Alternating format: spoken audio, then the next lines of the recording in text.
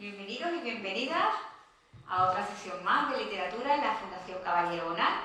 Y hoy la novedad es que nos vamos a hablar de novedades, que siempre traemos novedades literarias, ¿verdad?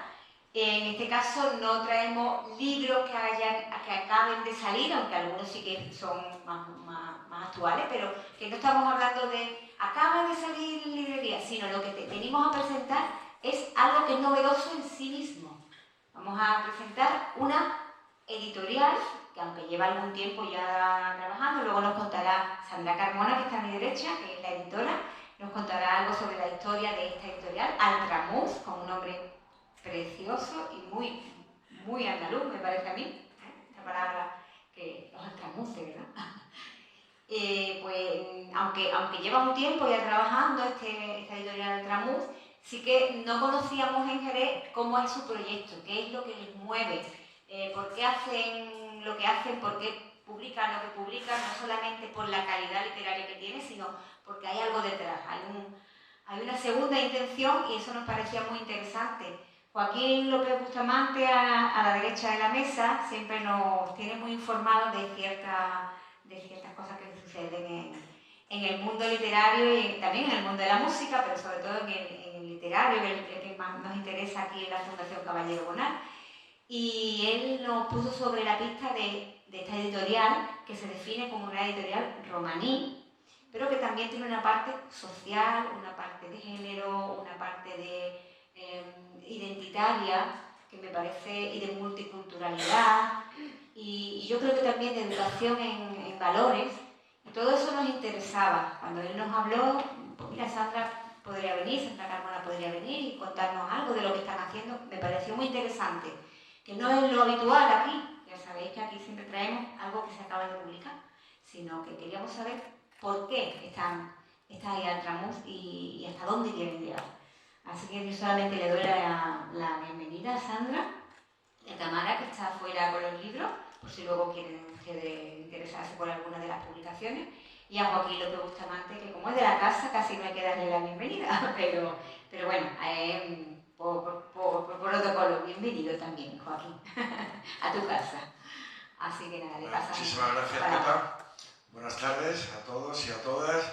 La verdad que estoy encantado de poder introducir esta presentación de Altramuz que va a hacer mi prima Sandra Carmona, gitana mestiza, malagueña, inquieta, artista, y su compañera Tamara, porque uno que ya va teniendo una edad, que ya tiene la tarjeta dorada de la Renfe, para pagar la mitad en los trenes, pues saluda siempre con mucha ilusión y con mucho entusiasmo iniciativas como la que vamos a conocer ahora, ¿no? Que en estos tiempos presentar una editorial independiente con una clarísima vocación de dar voz a las minorías. Quizá habría que matizar eso, ya no solo a las minorías, sino a colectivos minorizados.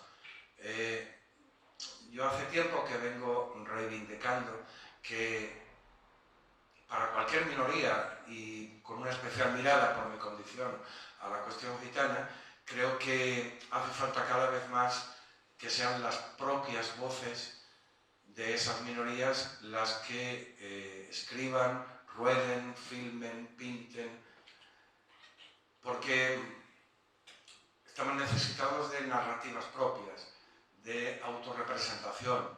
La minoría gitana ha sido durante muchísimo tiempo, pues ha sido parte de la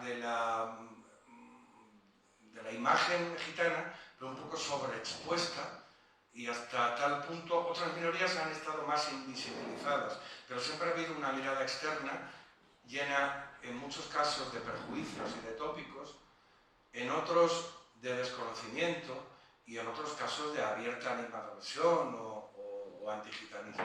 Entonces la necesidad de la autorrepresentación yo creo que es muy importante. Y yo decía hace poco que la imagen gitana en la literatura, desde Cervantes a Carmen Mola, pues hay 6 siglos de miradas turbias, que decía José Heredia Maya, ¿no? Desde el primer párrafo de la gitanilla hasta el último párrafo de la novia gitana, la narrativa en nuestro país, salvo excepciones, pues está plagada de tópicos.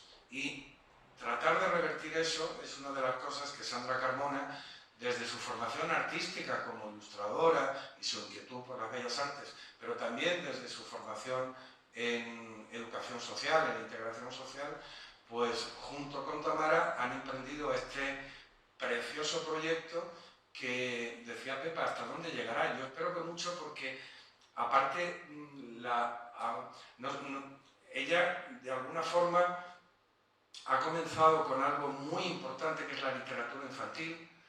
Creo, ella lo contará, pero creo que Alma ha sido no solamente un éxito en la edición, sino que ha sido premiado y recomendado para trabajar en las aulas, pero hay otros temas que están presentes, otros géneros literarios que están presentes en lo que está haciendo el Tramuz y en lo que parece ser que dentro de muy poquito va a seguir haciendo el cuento, la narrativa, la novela gráfica y el ensayo también, ¿no? Con lo cual, para mí, como decimos los gitanos, yo roneo de que Sandra Carmona y su gente hagan estas cosas con tanta ilusión, con tanta excelencia y que contribuyan a que la cultura gitana y colectivos minorizados de nuestra sociedad pues puedan también mostrar su talento y su creatividad. Así que bienvenida, Jerez, y cuéntanos de Altramuz. No sé si se oye bien. Ahora, ¿no? Vale. Bueno, muchas gracias ya después de esta presentación doble y de tener, con tu permiso, Pepa, a Joaquín al lado.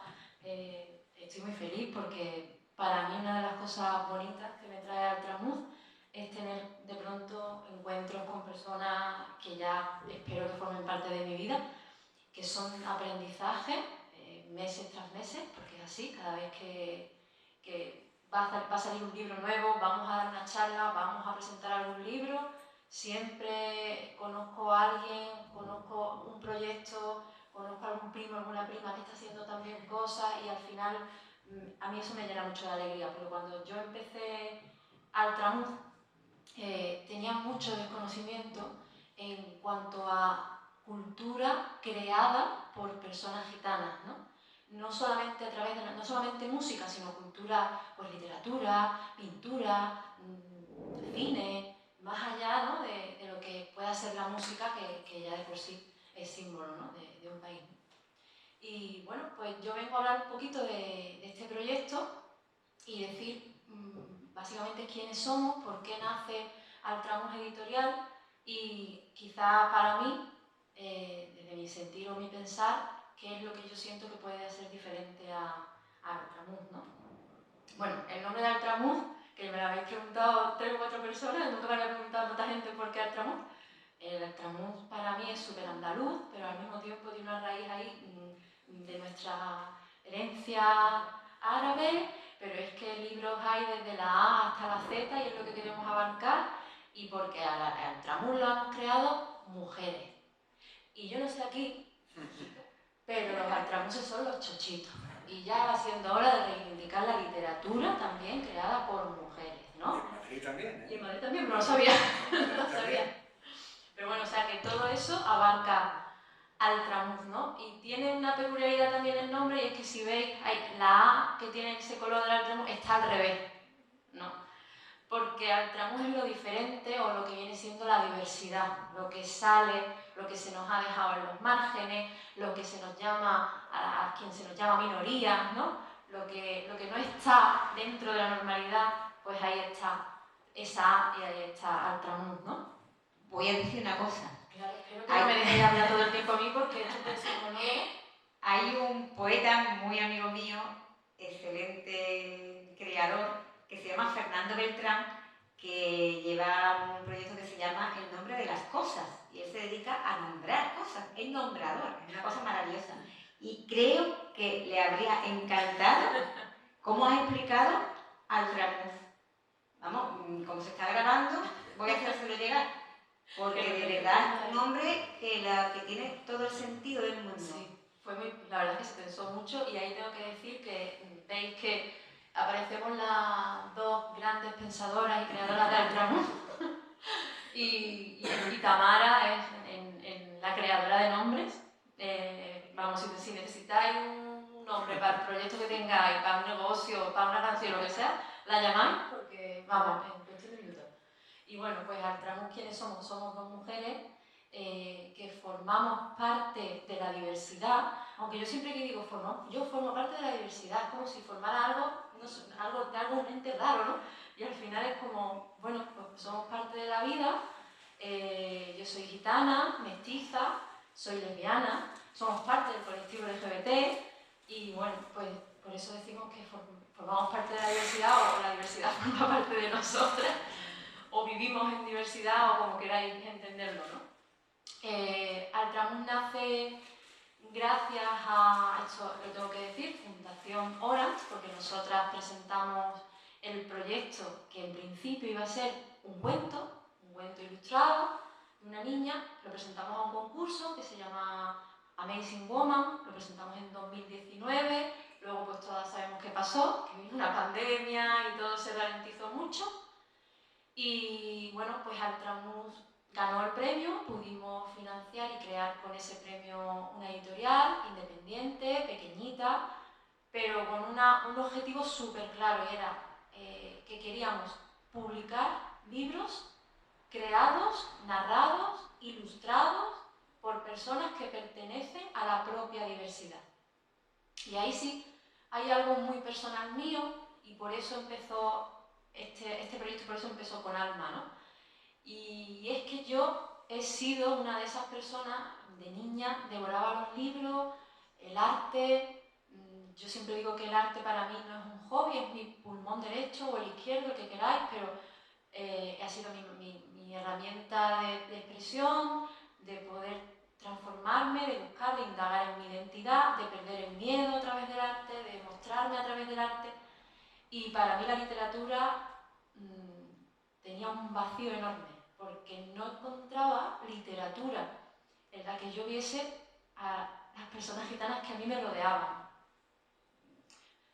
Joaquín lo ha explicado muy bien, y yo cada vez que escucho a Joaquín aprendo mucho sobre literatura, ¿no? Romaní, sobre la historia del pueblo gitano a través de la literatura, del cine, del teatro, de la televisión, de cómo se ha representado al pueblo gitano a través del arte, ¿no?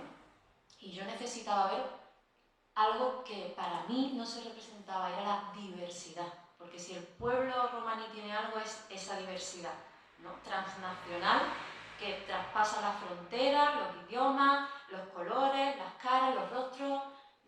No, para mí no hay nada más diverso que ser gitana.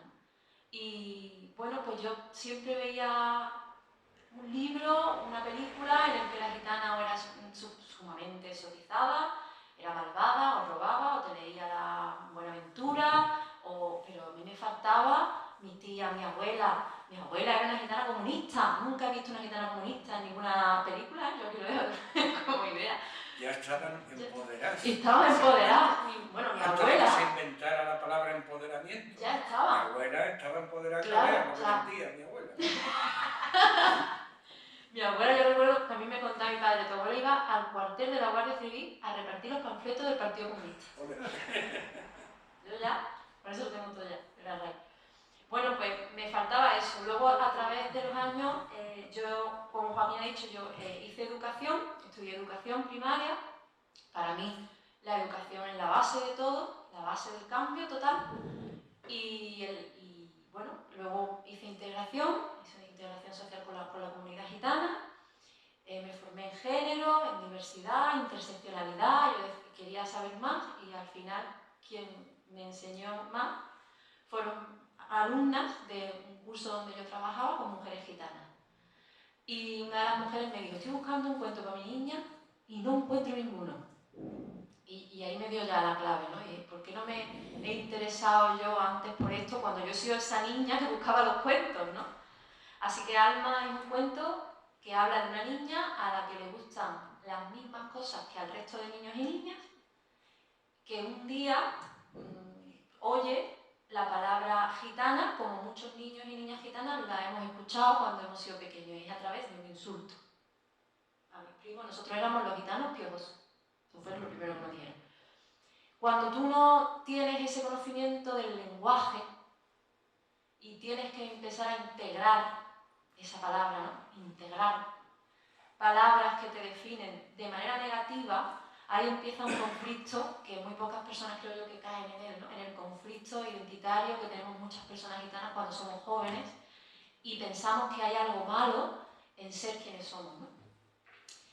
A mí mi padre siempre me decía, tú no digas que eres gitana, porque como nadie te va a señalar como gitana, no te señales tú.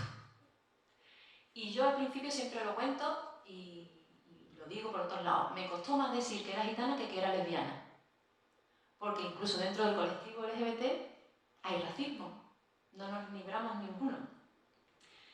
Y como Joaquín decía antes, llevamos casi 600 años de educación antigitanista en este país, ¿no? Bueno, pues cuando tú dices, bueno, pues yo no digo nada, yo me callo, yo luego llego a mi casa con mi familia, pero de puertas para afuera, yo cuando escuchaba un comentario, me callaba, pero esa mochila se iba llenando, ¿no? Y hasta que ya la mochila reventó, que es cuando tú ya tienes una edad en la que empiezas a poder cuestionarte cosas, ¿no? Y a no querer tener ese miedo, esa vergüenza, ese conflicto interno que tienes, ¿no? Y decir, pero bueno, ¿qué es lo que pasa aquí? Y a partir de entonces, pues decía, en el momento que saltaba alguien, vengo hoy hecha una gitana. Perdona, yo soy gitana y vengo muy bien arreglada. Y de ahí para arriba, ¿no? Y bueno, pues eso me llevó a hacer Alma. Y en Alma aparece mi familia, mi tío Antonio, en el que siempre que yo entraba a casa no faltaba Bob Marley, Camarón, La Paquera, La Repompa, daba igual, le encanta el country, le encantaba toda la música y él no hablaba, pero se sabía todas las canciones, me lo puedo asegurar. Da igual la canción que sonara, que él la tarareaba. Y está mi pueblo, que es Cártama, y está mi abuela, que me hacía los hornazos, no sé si aquí se llaman hornazos, esos panes que se les meten huevos, ¿no? Y mi primo, mi prima, mis tíos, mis tías, está mi padre, y bueno, a través de Alma, que ya va por la tercera edición, y como decía Joaquín, yo cuando publiqué este cuento, yo lo publiqué para, sinceramente y honestamente, las mujeres gitanas, para que tuviera una abuela que leerle un cuento a su nieta, para que una madre pudiera leerle, un padre pudiera leerle un cuento a su hijo o su hija, y para que los niños y niñas gitanas se vieran también reflejados en algo tan importante como es la literatura infantil, que es donde empezamos a tener los primeros referentes, ¿no? Porque yo pensaba, si esto antes no se ha publicado a nivel nacional, si este libro no ha querido una editorial grande publicarlo, ¿no? Porque a lo mejor a nadie le interesa, ¿no? O eso es lo que yo pensaba. Y mi sorpresa fue que la gente lo acogió muy bien. En educación, en cultura, nos llamaron desde el Ministerio de Educación, asociaciones gitanas como FACALI, como ROMI, como Secretariado Gitano, como AMUGE, como muchísimas personas gitanas y payas que están comprando el libro. Yo hice un contenido educativo para los 3 ciclos de primaria, para que el cuento vaya acompañado también con un poquito de cultura, historia del pueblo gitano para niños y niñas. Y Alma nos dio la oportunidad de poder seguir publicando obras, ¿no?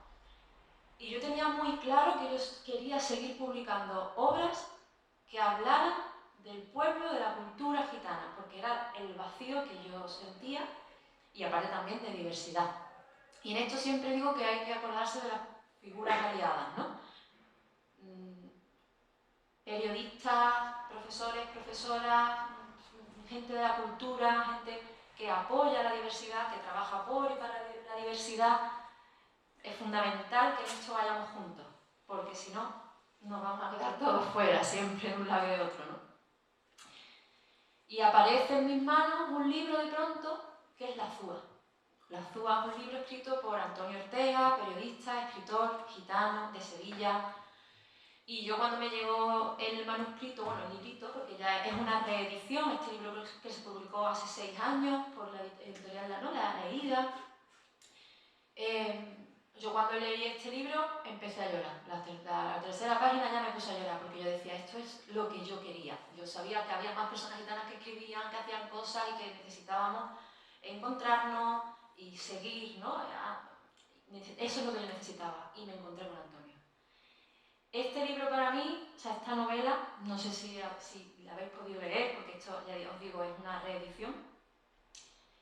Aquí Antonio habla a través de la voz de un niño de unos 10 años que vive en los años 80 en el polígono sur de Sevilla, que se conoce más como las 3.000 viviendas hoy en día, la zona de las 3.000. Y la Zúa era como un arroyo que pasaba donde se tiraba todo, entre muros, en un gueto, donde crecen y siguen creciendo tantos niños y niñas. Y a través de la voz del niño que va hablando con su familia, sus amigos, su profesor, la persona del kiosquero, el hijo para el que trabaja, la madre trabaja limpiando la casa del niño, ¿no? Y ese niño le dice o le enseña por primera vez qué significa ser pobre, ¿no? Es una narración en primera persona, es un diálogo constante en el que yo creo que Antonio ha hilado perfectamente cada capítulo del libro, desde que empieza hasta que termina. Yo siempre digo, Antonio, esto es una obra de teatro, esto es una película, esto es... la forma de narrar que tiene a mí me encanta, y yo de verdad que para mí fue un descubrimiento leer La Zúa, que no sé si quieres decir algo. Sí, es que para mí también lo fue, porque si hablábamos de narrativas propias, esto es un ejemplo de una novela corta que, aparte de la calidad estilística, el uso del lenguaje de los andalucismos, del argot, del caló, etc., pero esto es un ejemplo de algo en primerísima persona que no podría contar alguien que no hubiera vivido en esas condiciones. Antonio dice una cosa muy bonita y muy cierta, y que yo suscribo porque en alguna medida también me ha pasado a mí, venimos de donde venimos. Antonio dice que somos, aquí utilizo el plural porque yo me incluyo, hijos de la marginalidad salvados por la cultura. Y es verdad, porque muchos de los primos nuestros, de nuestra generación, pues se han visto en muchos casos abocados a muchas problemáticas de todo tipo, ¿no? Entonces, muy recomendable La Zúa, el tratamiento editorial que se ha hecho es exquisito, y volvemos a eso, a las voces propias. Hay un matiz que a lo mejor, Sandra, cuando hablamos de esto de las minorías, José Heredia Maya, que fue el primer, aparte de un grandísimo dramaturgo, poeta, fue el primer profesor universitario gitano de nuestro país. Y él decía algo que al principio sorprendía, pero que explica bien el sentido de que estemos aquí y de que exista el tramuz, ¿no? Porque él decía, para epatar, decía, yo no soy un escritor gitano. Y lo era por los cuatro costados, en su sentimiento y en su arte, ¿no? Decía, yo soy un escritor en lengua castellana y sucede que soy gitano. Y quiero decir esto, de que como venimos de donde venimos, pues llegará un momento en que, ojalá, yo no sé si eso yo lo llegaré a ver, en que no hará falta esta cuestión. A veces uno se pregunta, un festival de arte contemporáneo gitano, una literatura gitana, unos cineastas gitanos. A ver, desgraciadamente es pertinente hacer esa diferenciación. ¿Por qué? Porque la gran mayoría de la sociedad piensa que los gitanos solo cantamos y bailamos. Con lo cual, el hecho de que haya formas expresivas tan distintas y con tanta diversidad, pues yo creo que es pertinente que en este caso Altramuz u otras iniciativas hagan hincapié en que esos artistas, en que esos creadores son gitanos. Quizá no haga falta en un futuro. Tú vas a hablar de Orgullo, que es un ensayo compuesto por trabajos de personas del colectivo LGTB, entre ellas personas gitanas también, armarios gitanos que han tenido más cerrojos que otros, ¿no? Y también me parece muy pertinente que esa invisibilidad de gays y lesbianas en el colectivo gitano, a través de la cultura, a través del ensayo, se pueda hacer visible. Entonces, esto que decía de La Zúa, que yo les recomiendo porque es emocionante, pues me parece lo que yo quería, Sandra, apostillar. Yo espero que apostilles toda la presentación. Bueno, orgullo es un orgullo para mí. porque aquí yo pude tener la suerte de entrevistar a la tía Miriam Amaya, que para mí es un referente. A mí, como decía Joaquín, fijaos lo importante que es tener que decir hoy, ¿no? Seguir, o tener que decir, y ojalá llegue el momento en que yo diga, soy gitana, y no se escuche entre el público ni entre nada. Uy, pues no lo parece. Esa frase de, ¿qué tengo que hacer? Aparece, ¿cómo tengo que entrar hoy aquí para parecer gitana? Ojalá que eso no llegue, ya que llegue, que no pase más, ¿no? Que nos pregunten y que no se sorprenda nadie, ¿no? Pero es verdad que hoy sigue siendo pertinente, sigue siendo importante, porque fijaos lo importante que hubiese sido para muchas personas del colectivo LGBT, gitanos y gitanas que existimos, conocer a la tía Miriam Amaya como referente, una mujer gitana trans que ya estuvo en la primera manifestación por las personas del colectivo LGBT que se celebró en Barcelona. Dentro del colectivo, de verdad, las personas gitanas estamos muy faltas de referentes, mucho, porque somos muy invisibilizados y a nivel general ya se nos invisibiliza. Dentro de los espacios minoritarios todavía somos más invisibilizadas, ¿no? Demetrio Gómez es el presidente de Berberipen, que significa diversidad en la lengua romaní, y es el presidente de la primera asociación LGBT romaní de España. Y es increíble conocer su historia, en los años que lleva militando y siendo activista del colectivo y antirracista, igual con la tía Miriam, y conocer desde su propia voz, porque aquí lo que queríamos con orgullo era muy claro. No sé si se logró, pero la portada es un armario. La portada es un armario con sus tiradores, con sus cajoneros, cajoncitos. Y yo lo que quería, porque aquí hay 6 relatos de 6 personas que son parte del colectivo, que para las personas del colectivo son muy importantes. Están Demetrio Gómez y Miriam Amaya, que son 2 personas gitanas y que son las primeras personas gitanas que están en un libro contando relatos así, desde su gitaneidad o ser gitana, parte del colectivo.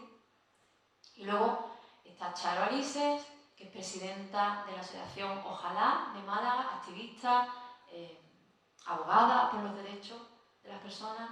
Está Javier Sáez, que, bueno, si conocéis a Javier Sáez, referente de la teoría queer, sociólogo. Muchas personas gitanas le llamamos primo porque es una persona aliada. Yo creo que es un ejemplo, un gran ejemplo de persona aliada para mí, porque siempre está. Tú llamas a Javier y siempre está. Y yo creo que es importante, ¿no? Yo creo que cuando hablábamos del movimiento Black Lives Matter, ¿no? Todo el mundo entendía lo que significaba decir, no, yo no soy racista, yo soy antirracista, ¿no? El hecho este que ya hablamos de, ya no vale quedarse en medio, ya no puede ser neutral. Aquí no vale decir, no, pero yo racista no soy. No, vale, no eres racista. Pero eres antirracista. Si le pasa algo a un gitano o una gitana mañana y salen gitanos y gitanas de Jerez a reivindicar en las calles lo que le ha pasado a esa persona, que es una injusticia, los payos y las payas salís también a pedir eso. Eso es ser antirracista, ¿no? Y yo creo que Javier, en la cuestión gitana, siente esa responsabilidad, ¿no? Tatiana Romero, mujer, migrada, lesbiana, mexicana, escribe en Pícara, en El Salto. Hay que escucharla porque creo que tiene una narrativa también propia sobre la diversidad, desde donde viene. Coco es una persona queer, se dedica a la ilustración, al arte, y yo creo que dentro de los 6 relatos que podemos encontrar es el relato más abstracto, ¿no? Su relato se llama Arena, y en Arena lo que podemos encontrar es alguien que al final descompone tanto la persona, el género, quién es, que llega a ser arena, ¿no? Y es alguien que al final necesita esa descomposición para poder encontrarse, ¿no? Y bueno, pues Orgullo se publicó y se salió en el mes del orgullo, lo llevamos al Orgullo de Madrid, lo paseamos también por el Orgullo de Madrid, fuimos allí porque además me acuerdo que fue la primera vez que yo fui al Orgullo de Madrid, a la manifestación en la cabeza, con una bandera romaní, una bandera gitana que se veía, decía, si hay aquí drones, que se vea la bandera que aquí hay personas gitanas, ¿no? Y se vio, la bandera se vio. Y eso es orgullo, no sé si se me queda algo más en el tintero, pero creo que lo bonito de Orgullo, bueno, hay algo muy diferente, sí, algo muy especial y que hace diferente a Orgullo. Estas personas son activistas y están acostumbradas a escribir ensayos, siempre desde la teoría. Y yo aquí lo que les dije, y por eso es el armario, es, no, yo quiero que habléis siendo personas. Porque Javier es gay, un maricón como él se nombra, de Burgos, con un padre muy conservador que lo tuvo muy difícil en su época. Porque Charo Arises habla de la infancia que muchas personas vivimos y tuvimos que salir del armario siendo muy jóvenes, siendo niños y niñas, porque lo sientes siendo niño y niña, no de pronto cumplo los 30 y dices, anda, soy lesbiana. No, es desde que eres pequeñita y tienes que lidiar con todo ese mundo, ¿no? Y bueno, y Tatiana habla también desde su propia identidad, Demetrio habla desde que es jovencito y está en México porque su familia era circense, ¿no? Se dedicaba al mundo del circo. Y Miriam Amaya, es que el relato de Miriam Amaya yo creo que es el relato de parte de la memoria histórica de nuestro país y es que se merece ese homenaje a Miriam y yo espero de verdad y ojalá yo lo pueda ver o lo pueda publicar esa historia porque creo que se la merece, ¿no? Ella dice que ha roto muchos tacones delante de los grises. Que rompía los tacones en el bordillo de la acera para poder correr mejor. Y luego o esconderse debajo de los coches. Sí, pero ¿tú crees, Sandra, que sí que está cambiando un poco esta cuestión? Porque dentro de nuestra gente ha habido un especial tabú con la homosexualidad. Mi abuelo decía directamente, un gitano no puede ser maricón. Entonces, esto afortunadamente yo creo que sí que está cambiando. Yo quiero hacer un recuerdo a un gitano que ha sido pionero también en esa época en la que todavía no estaba internet y que nos ha ayudado tanto las redes sociales y los blogs y estas cosas, pero Juan David Santiago, gitano de Alicante, pues tuvo la valentía en los 90, no sé la fecha en concreto. En aquella época había una revista en papel, que era la revista referencial del mundo LGTB, que se llamaba la revista Cero. Y bueno, él fue portada y salió muy guapo, con un vestido de mosquino y con un titular que decía Orgullo Calé, ¿no? Le costó muchos disgustos a Juan David Santiago esa valentía, ¿no? Entonces yo creo que esto está cambiando y que esto dice mucho de la sociedad que poco a poco estamos construyendo. También activistas gitanos LGTB podrían contar cómo los haters, que se llaman ahora, ¿no? Cómo los mensajes de odio y cómo eso, que por un lado dice, bueno, estamos construyendo una sociedad más igualitaria, más justa, voy a decir tolerante, pero la palabra tolerancia me espanta, ¿no? Tolerar es ofender. Tolerar es, desde una posición de privilegio, bueno, dejarte que seas, ¿no? No es lo mismo el derecho a la propia identidad y el derecho a la diferencia que el ser tolerado, ¿no? Entonces yo creo que está cambiando, pero que, afortunadamente, pero que todavía los que lo sufren, y nos lo cuentan, pues reciben, pues sobre todo en redes sociales, muchísimos mensajes de odio y muchas amenazas. Y esto es una realidad de hoy, Sandra. No sé. Pues sí, y es verdad que Altramuj al final tiene un trasfondo tan social y yo siempre lo digo, yo me siento siempre, si a mi lado hay alguien que me hace sentir segura, me salva la tarde, ¿no? Porque al final tú te abres el canal y te expones. Y ser activista significa eso, sentarse, hablar de sí misma, contar cosas, exponerte, llegar a tu casa, esperar a ver cuánto tarda el primer comentario en llegar, o que te llamen de un medio de comunicación y no traten el tema con la misma delicadeza, o vayan al salseo, ¿no? Que también nos gusta, y eso a veces pues da mucho miedo, ¿no? Por mí no, porque por mí yo ya el miedo lo he perdido. pero con mi familia sí, ¿no? Yo siempre digo, porque hay algo en el antigitanismo que tiene la piel muy fina.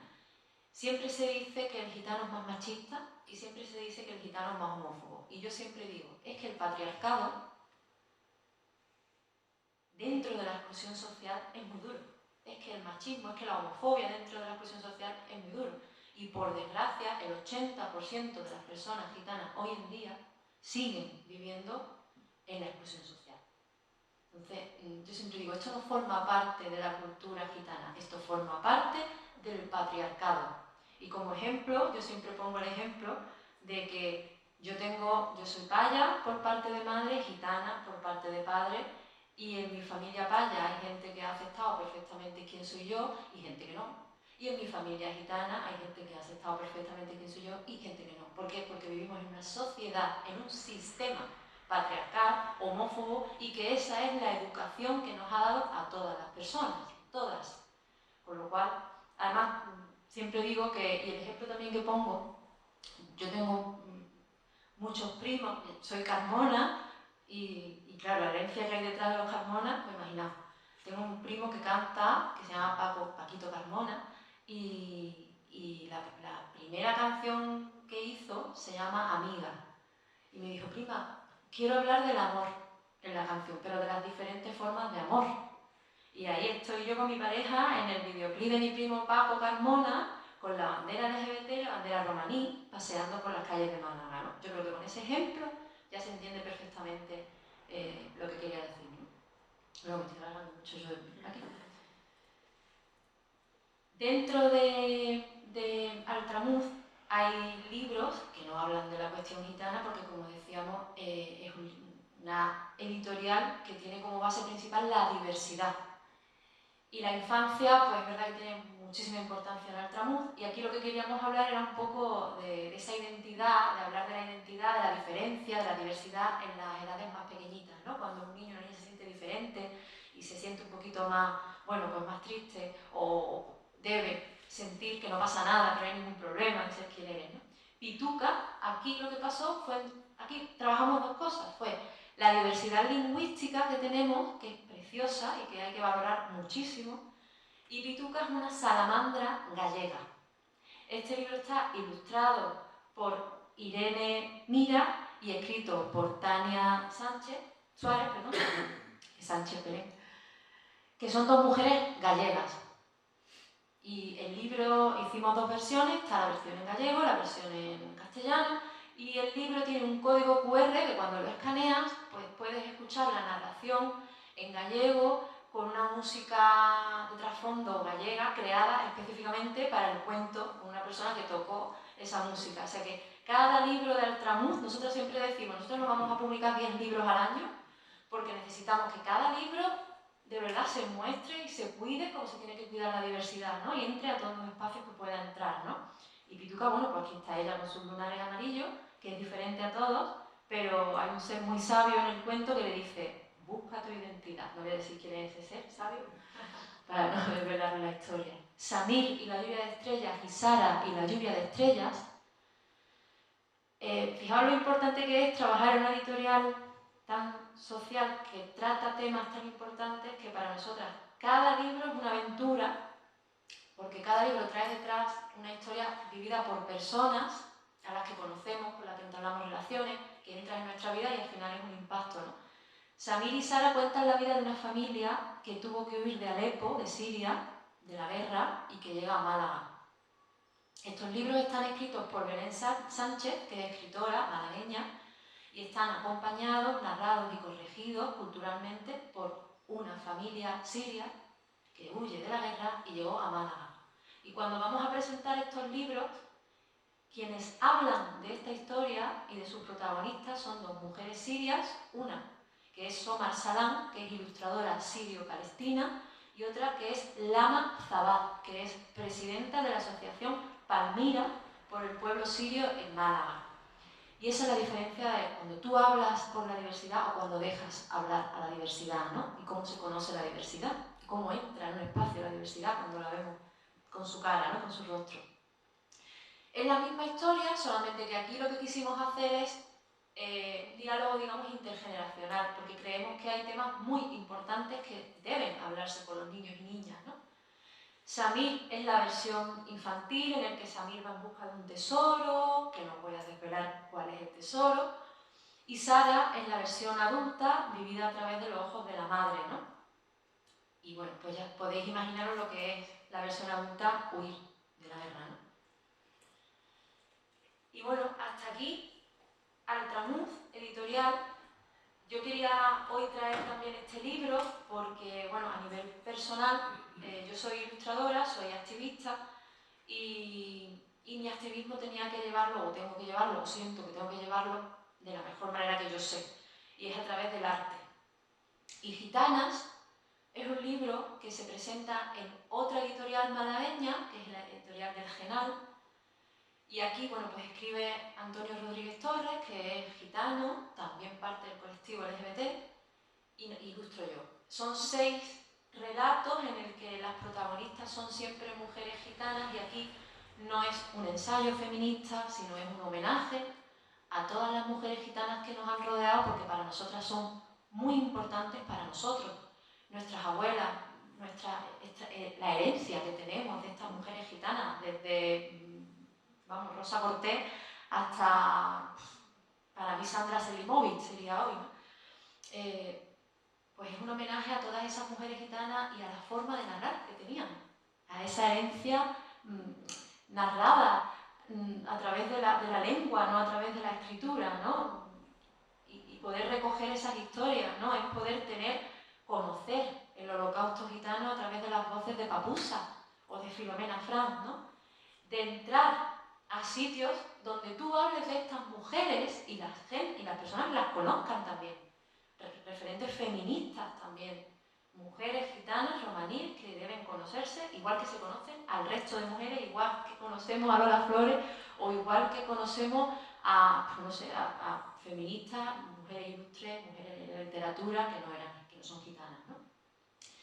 Y aquí pues podéis encontrar historias que hablan de la mitología del pueblo gitano, que la tenemos, y que yo siempre digo, pues yo.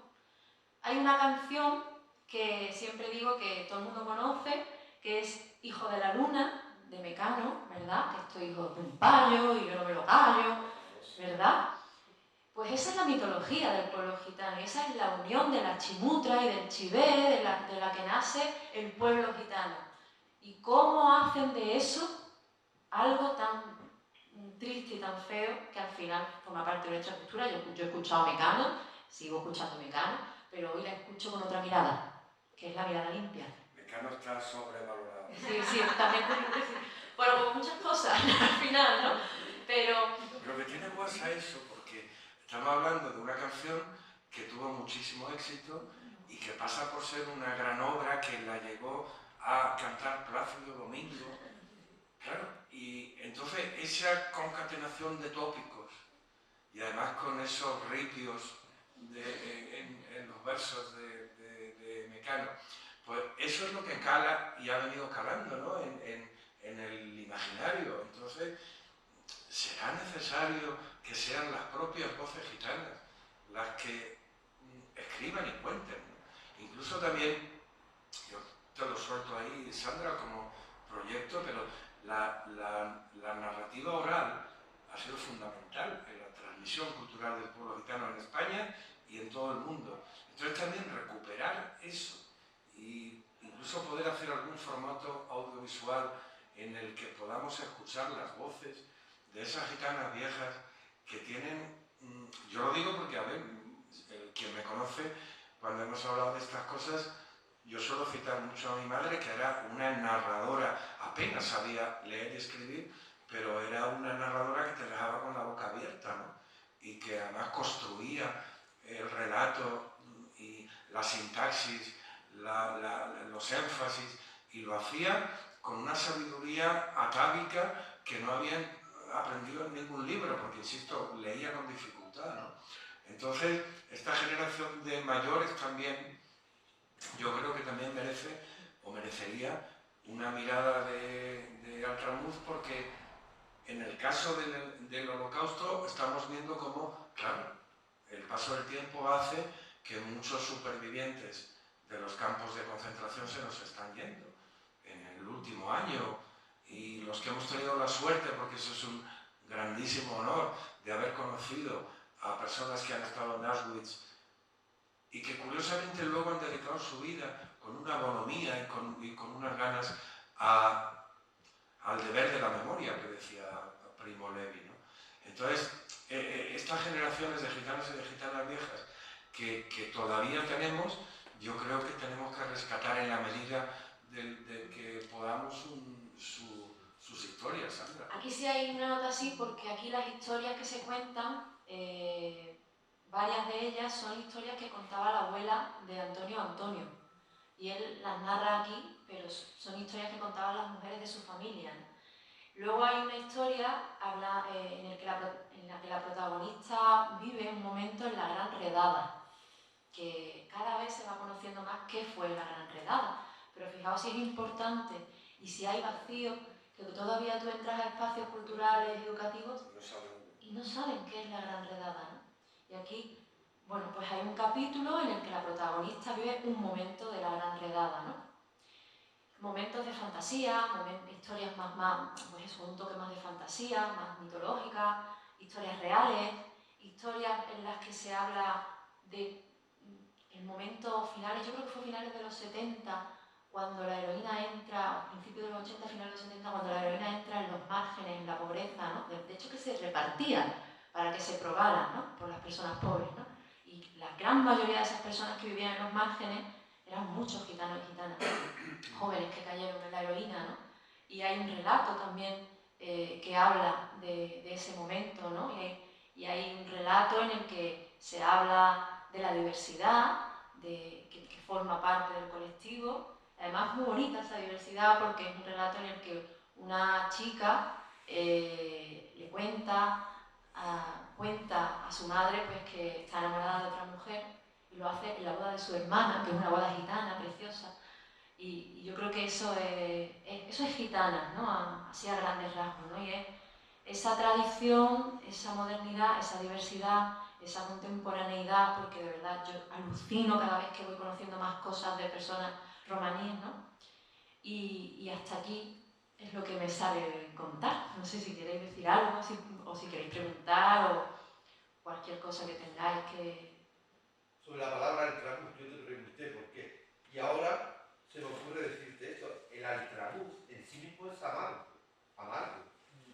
No, el altramuz, sacado antes de ser elaborado, es amargo. Con la palabra amargo contiene el verbo amar, y quien ama encuentra la puerta. Pero la puerta de tu armario hacia adentro, no hacia afuera. Es la reflexión que quería hacer. Felicidades. Muchas gracias. De nada. Antes hablábamos también de la palabra integración, ¿no? Que no nos gusta nada, a mí no me gusta, ¿no? Yo siempre, si hay un sufijo, ¿no? Antes de la palabra integrar, ¿no? Que es desintegrar. Y yo cuando escucho integrar, escucho desintegrar, ¿no? Como si me integro más, me desintegro. Hombre, hay una maldición gitana que dice integrado te veas. Integrado te veas. Si entendemos, a ver, el término de integración nos espanta. Si lo entendemos desde la disciplina sociológica, que bueno, está superado, inclusión social, ¿no? Porque pero, son inventos, claro, porque la palabra ya existe, es convivencia. Claro. La integración es una manipulación política. Es un término que han inventado y que han utilizado políticamente, pero no identifica a nadie. Un gitano de Sevilla, aparece en la película de Susan, dice, yo no tengo que estar integrado, yo tengo que convivir como que convivimos todos, pues somos personas. Es como lo que decía de la tolerancia, ¿no? Parece que como claro, esto de integrar, es decir, yo te acepto, pero si tú dejas de ser lo que eres y te haces como nosotros. Entonces, lo de integración, yo creo que también es un término que estamos superando. Sí, yo creo que sí. Pero yo creo que ya vamos superando incluso el de minoría, porque para mí minoría también ha sido una trampa. Si yo soy minoría, yo no convivo con otras minorías, cada minoría está allí en su casillita metida, la multiculturalidad, ¿no? Esa multiculturalidad donde hay varias minorías, cada una separada, ¿no? Pero hay una que está encima, claro, de todas, ¿no? A mí me gusta hablar de la interculturalidad, y esa minoría, al final esa palabra minoría, pero si la diversidad si juntáramos la diversidad... Lo que pasa, prima mía, es que estás hablando a Jerez de la Frontera. Que esto es Bueno, otra claro, cosa. aquí somos mayoría, ¿no? Bueno, no mayoría, pero ojalá en todo el mundo se diera la convivencia claro. entre gitanos y no gitanos, ¿no? Sí. Es decir, aquí es de los pocos sitios del mundo Sí. donde alguien que pueda tener, hay matrimonios mixtos documentados desde el siglo XVII. Yo no sé qué proporción, porque hacer un censo étnico de gitanos sería Claro. anticonstitucional, ¿no? Pero, a ver, hay una grandísima cantidad de jerezanos que, bueno, no son gitanos, pero tienen un cuarterón o tienen... Una ramita, nosotros decimos una ramita. Una ramita. Yo tengo una ramita. Y decir tengo una ramita es darme importancia. Claro, O sea, aquí se no, rodea yo eso, pero no se tengo oculta. tengo que tener una ramita, porque es algo que te da cierto prestigio, por lo menos artístico. No, artístico y social. Estético también. incluso. Sí, sí. Esto se da en Jerez y en algunos sitios de la Baja Andalucía, pero esto es una excepción. Sobre todo de Madrid para arriba, la situación de la comunidad gitana es terrible en cuanto a la exclusión, ¿no? A la exclusión social. Con lo cual, en este sentido, estamos en una tierra tan especial que casi es una tierra prometida. Sí, nos vamos a tener que venir todos aquí. En Cártama, el pueblo donde es mi familia gitana, están también, conviven mucho. O sea, es verdad que yo cuando empecé a salir de Andalucía fue cuando empecé a ver como ese margen, ¿no? Estar en el margen fuera, vivir más aunque en Málaga obviamente tenemos guetos y yo creo que tenemos una de las vergüenzas más grandes de Europa, que son los asperones, como chabolismo, como no por las personas que viven allí, por supuesto, sino vergüenza sistemática de este sistema, ¿no? Que todavía permita que haya personas que tengan que vivir ahí y así de esa manera, ¿no? Pero es verdad que en Cártama pues, todas las personas gitanas y payas como que conviven, ¿no? Pero fíjate tú hasta qué punto llega esto que cuando yo hablo de Cártama me dicen sí, pero es que los gitanos de Cártama están... ¿Cómo están? Lo que decía Apallados. Apallados. Esa cantinela que nos ha acompañado a todos los gitanos, que hacemos cosas, el no partuno parece gitano. Entonces, tú sabes, Pepa, que hace muchos años, cuando yo empecé a trabajar en la radio, pues una supuesta periodista cultural de Radio 3, cuando pasó por allí, dijo, escucha, pero tú eres gitano de verdad. Vamos a ver, lo que uno espera, claro, ante ese tipo de cosas, yo me acuerdo además de la respuesta, ¿no? Que decir, bueno, mira, es que el burro lo he dejado en el parque y no he querido traerlo aquí, ¿no? Es decir, que estamos un poco, ojalá construyamos una sociedad en la que no haga falta, que se parezca en algunos casos a Jerez de la Frontera, en este sentido, ojalá. Yo hace 8 años que vivo aquí y mi gente, mis amigos, mi familia de aquí, pues es esa mezcla maravillosa, ¿no?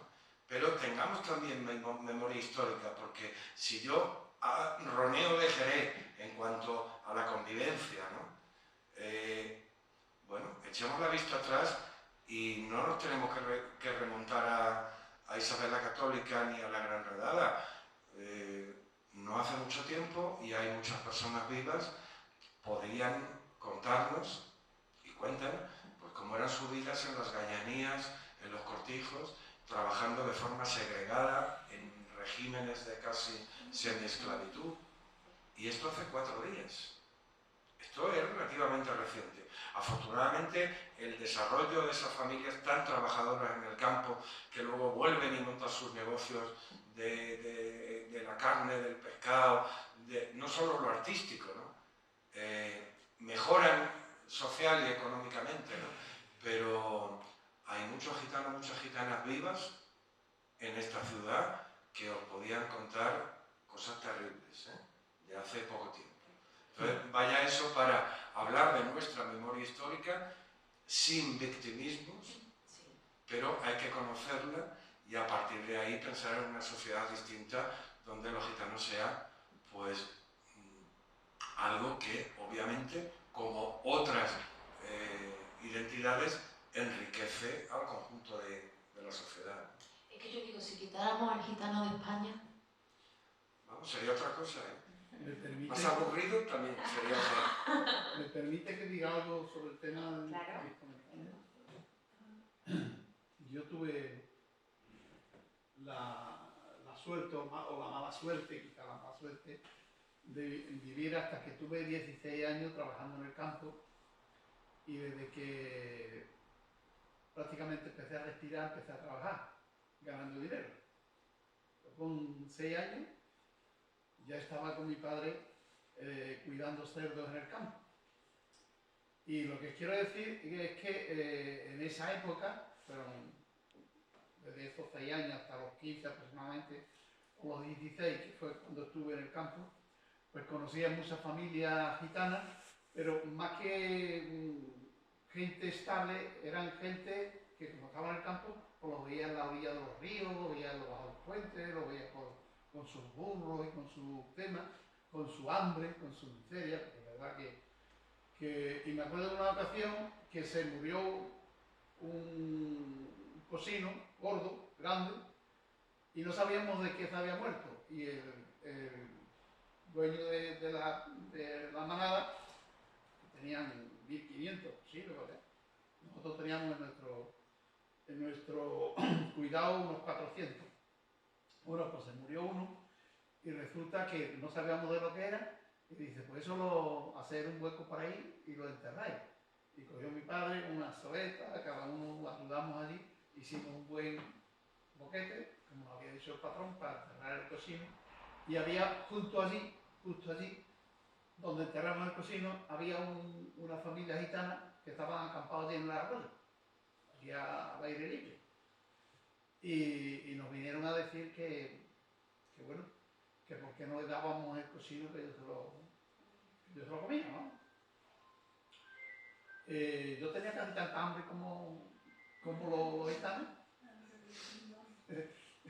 O sea que ya sabéis cómo estábamos. Y además ganando dinero, pero el dinero era miseria, ¿no?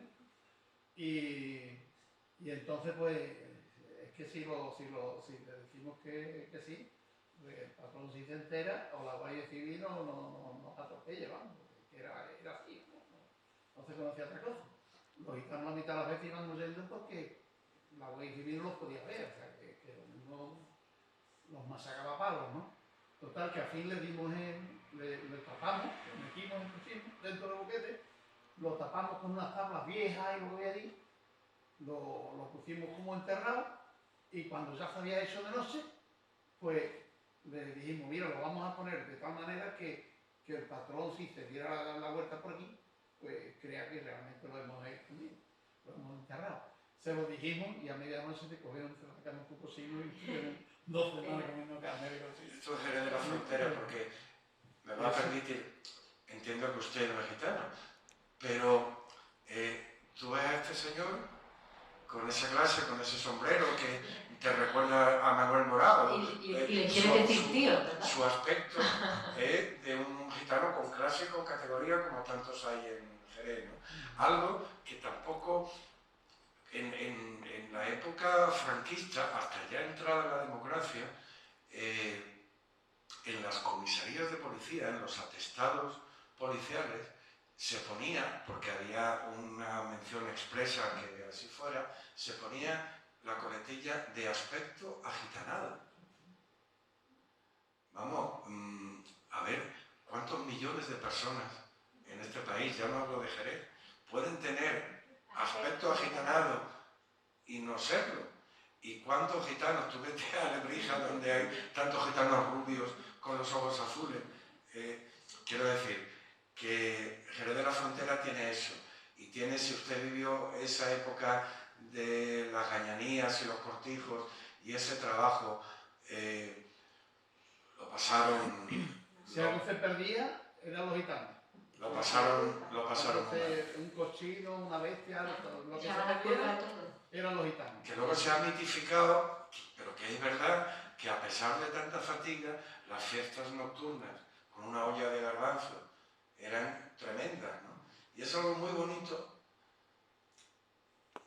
visto desde ahora, escuchar esas historias de bonito, a ver, es que no es fácil vivir mal y convivir bien. No es fácil. Entonces, ese sentimiento gitano de familia, de pertenencia, de ayuda mutua, pues es ahí donde se ve. Pero fatigas, aquí, en mi querido Jerez de la Frontera, fatigas han pasado muchísimas.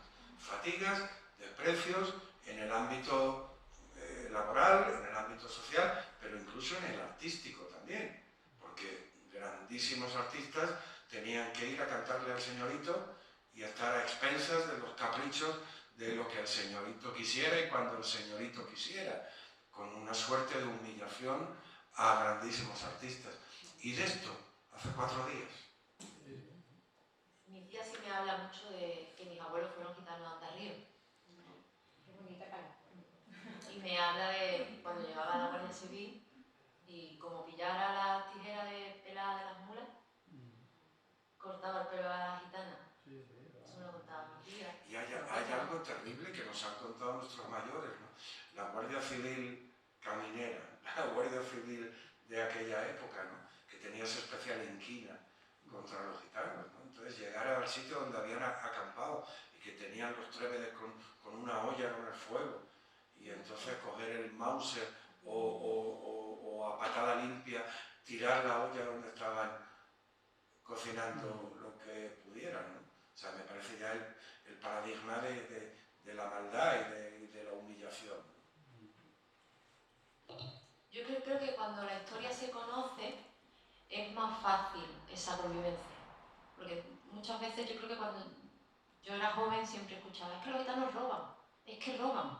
Claro, ya cuando uno va creciendo y ya va leyendo a Cervantes, ¿no? Y va viendo, claro, si es que este señor ya hace 600 años escribía que es que el gitano roba porque lo lleva en la sangre y que hasta que no se muere no dejamos de robar, pues es normal que si durante todos estos siglos esa es la enseñanza, ese es el texto, ese es el guión que tenemos durante toda nuestra vida, es muy difícil que el resto de personas no puedan tener otra narrativa, otra visión o esa mirada limpia de la realidad. Es simplemente conocer la realidad, porque por ejemplo el nomadismo, que ya es parte de la identidad de la cultura romaní, de la cultura gitana, pero el nomadismo se viene dando por una persecución. O sea, las personas gitanas no huyen de pronto, no dicen, pues ahora voy a ser nómada, me voy a dedicar a viajar por el mundo. No, es que van huyendo, y van huyendo porque son perseguidos, y el himno romaní se llama Yelén Yelén, porque sí, porque no pudieron dejar de andar y de huir, y cuando la historia se conoce, yo creo que la conciencia, la mirada cambia, ¿no? Por eso yo creo que es tan importante esa memoria histórica, porque cuando tú sabes que a las personas gitanas las metían en las cárceles por ser gitanas en pleno franquismo, por ser gitanas, pues claro, ya dices tú, bueno, ¿y por qué estarían las cárceles llenas de gitanos, no? ¿Por qué la trena es la trena, no? Cuando ya conoces la historia, ya la mirada te tiene que cambiar, a la fuerza, ¿no? Sí, me he acordado de una anécdota que en Paterna, junto a Paterna, que yo vivía en el Cortijo de Gigonza, que es un castillo que se ve desde aquí, como en la parte más alta de que el castillo todavía, Gigonza.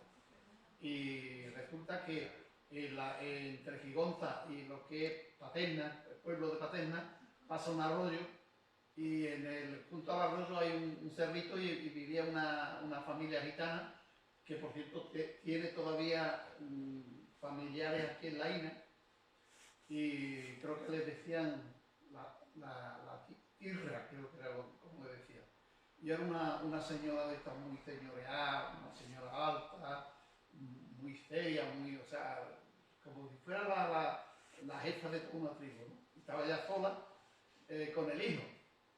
Y resulta que vivía en una choza, pero la choza se le mojaba, cuando llovía, se le mojaba y claro, las criaturas pues no podían vivir allí como... Y entonces yo, que la digo, que ahora todavía no sabía, pero a mí se me ha dado siempre muy bien el hacer las chozas y sobre todo cubrirlas, ¿no? Cubrirlas para que no entre el agua, ¿no? Y les digo, pues eso yo se lo puedo arreglar. Si ustedes me ayudan, yo se lo puedo arreglar. Y entonces le dije a los hijos que buscara allí por la Junta del Arroyo, que buscara pasto, que así lo hacíamos, o bien retamas, que es otra mata suave que sirve para eso, y entonces él me cortó un montón, casi todas las grandes hierbas que había por allí por la Junta del Río, las cortó, y me puso allí un montón. Y entonces yo me lié allí y le tesé la soza de tal manera que no entraba en el gota de agua. Y la mujer me quería comer a besos, ¿sabes? La gran gitana esta que... ¿Eso es convivencia? Convivencia. Sí, Un ejemplo de convivencia. Vamos a dejarlo aquí, porque sé que hay quienes se tienen ya que ir marchando. Muchísimas gracias, Sandra, por presentarnos que no es un proyecto, que es una realidad que esperamos que llegue muy lejos, que veamos muchos libros en esta línea. Muchas gracias, Joaquín. Os adelanto que después de Semana Santa, Joaquín va a dar aquí una conferencia que se llama precisamente Creatividad literaria y gitanidad. O sea que nos viene muy al hilo, muy al pelo. Desde hoy hasta ese momento tenemos algunas actividades, pero no son las actividades normales que tenemos casi siempre, porque tenemos el club de lectura el jueves y después tenemos durante la siguiente semana, como es el Congreso Internacional de la Lengua Española en Cádiz, y tenemos también compromisos allí, lo que vamos a hacer es apoyar dos actividades, dos presentaciones de la Luna Nueva. Pero no son nuestras directamente, las apoyaremos, pero puede ser incluso que las hagamos aquí si llueve, que creo que no. Pero si no serán en el Jardín de la Luna Nueva. Pero digo porque nos vaya a echar un poquito de menos hasta después de Semana Santa. ¿Vale? Pues muchísimas gracias y